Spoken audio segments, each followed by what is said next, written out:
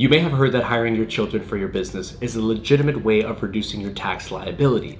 And while this recommendation may seem like it is a win-win scenario by teaching your children all about hard work and dedication about your family's business and also saving a few dollars in taxes, I'm here to tell you that there's a few complex considerations that are often overlooked that you should consider before determining if hiring your children for your business is actually the right choice for you, your business, and of course, your family. The idea behind this strategy is very simple.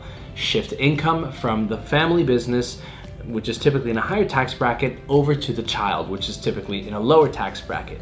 And in turn, there's a copious amount of benefits that both the business and the child get to enjoy. Let's go over some of the benefits that are typically associated with that. So for the business will typically be able to deduct the wages that are paid out to the child. Now, in some circumstances, if the child's wages are less than the standard deduction, you may not even have to file nor pay any taxes on that money owed. And it's a good way for the child to get some spending money instead of having to ask the parents for an allowance. Another very big deduction that happens on the business side is retirement plan contributions, which is a great way for the child to start saving for retirement and for future needs. Now, it's important to understand that the devil is in the details, and before making any sort of decision, it's important to considering the following three things. The first thing you want to consider is what type of tax entity classification are you currently operating under. Hiring a child is typically better to do under a sole proprietorship or under a single member LLC with a Schedule C.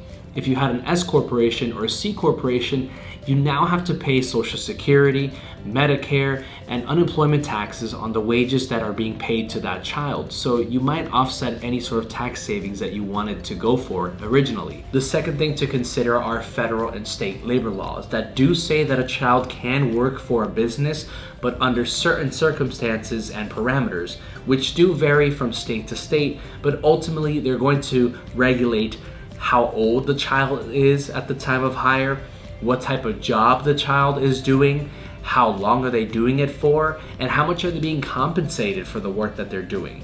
Ultimately, these labor laws are designed to seek that the child has a healthy and safe working environment, and also that the education that they're going through is not being infringed upon by this line of work. The third consideration for you to leave with here today is that it is a huge audit risk. That's right, hiring your children could potentially lead to a greater chance of being audited because of how popular the tax saving strategy is amongst business owners that employ family, which in the United States is quite plentiful.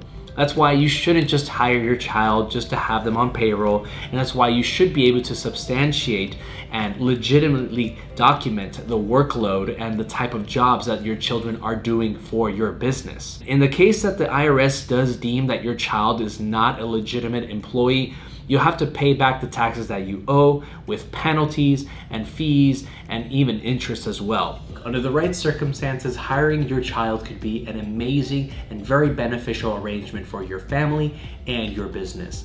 But nonetheless, it's important to understand the implications of implementing a strategy like this. Here at My.CPA, our experienced financial professionals, CPAs, and tax professionals can help you make informed decisions and also maximize your tax efficiency. Give us a call or shoot us an email to learn more about how we can help your business today.